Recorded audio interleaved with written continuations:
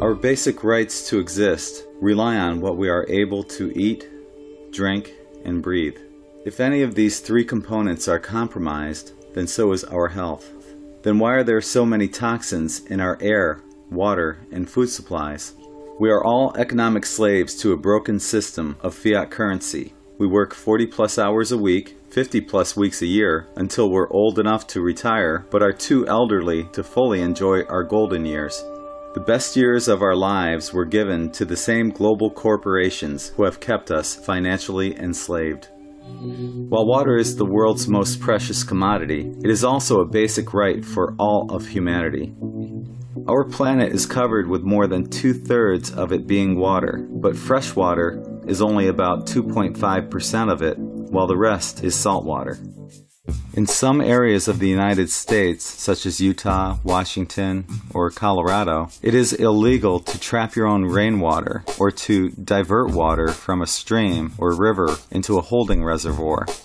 While drilling for your own water supply through the local aquifer would be preferred, most people are reliant upon city drinking water, which does not filter out many of the pharmaceuticals that are in it through urination and limited filtering processes, along with the addition of fluoride to the drinking water in some countries. In an article published by the Associated Press, it was stated that pharmaceuticals have been found in 24 metropolitan cities, including antidepressant medications, anti-seizure medications, anti-inflammatory medications, painkillers, and even caffeine. Additionally, the Associated Press revealed that the drinking water of at least 41 million people in the United States is contaminated with pharmaceutical drugs. A study by the U.S. Geological Survey, published in the journal Scientific Reports, found that birth control drugs were found in unfiltered tap water, which could cause a possible widespread infertility epidemic in the coming years. Big Pharma is not in the business of finding cures because there is no money to be made without repeat business through prescriptions that constantly need to be refilled. A Russian study entitled "The Effect of Small Quantities of Fluorine on the Human Body" concluded that low concentrations of fluorine in drinking water, 1.5 milligrams per liter, cause changes to developing tissues and harms the development of higher neural activity in humans and animals. Fluoride is a poisonous waste that is so toxic that it cannot be directly dumped into the ocean or any water supply. The addition of fluoride to the water supply correlated directly with the number of stillbirths, mongoloid children, brittle teeth and enlarged dental root structures, adverse spinal conditions, osteomalacia, which is the softening of bones, and osteoporosis, which is abnormally porous and spaced structure inside of bone, in the medicated population as opposed to controlled populations that were unmedicated. 1977. The Congressional Subcommittee on Intergovernmental Relations convenes 2 full congressional hearings on the subject of fluorides. During the hearing, it was proven that 1. The scientific efforts of those promoting fluoridation were fraudulent, and 2. Other existing studies proved beyond a doubt that approximately 10,000 excess cancer deaths per year could be attributed to fluoridation in the United States. 1979. On November 11th, up to 50 parts per million fluoride was dumped into the Annapolis, Maryland water supply, resulting in the poisoning of 50,000 people. Many died of heart failure during the week following the spill.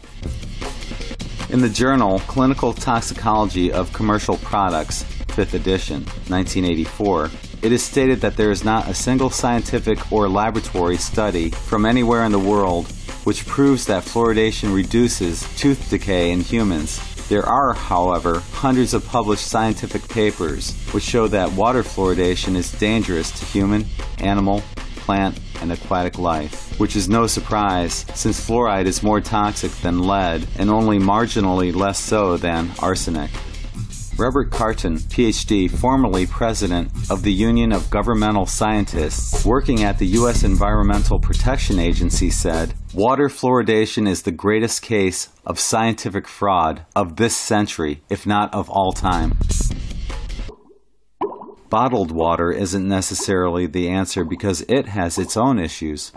The NRDC found that 1/4 of bottled water is actually just tap water, with or without extra filtration. FDA rules allows bottlers to label their water spring water, even though it may be treated with chemicals, and there's no guarantee that the spring itself is a pure one.